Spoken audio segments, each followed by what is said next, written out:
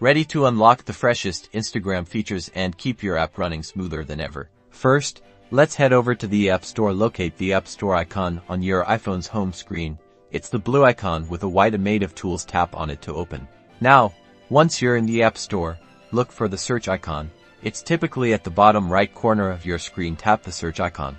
In the search bar, type Instagram. You'll see suggestions pop up as you type, so go ahead and tap on Instagram once it appears. On the Instagram app page, look for a button next to the app icon. If it says update, that means a new version is available, and you're one step away from the latest features.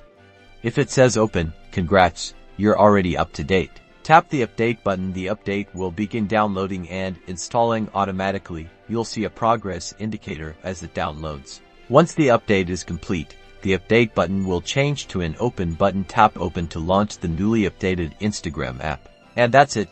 You're now running the latest version of Instagram, ready to explore all the new features and enjoy a smoother, more secure experience. Keep your app updated regularly to stay in the loop. Happy posting.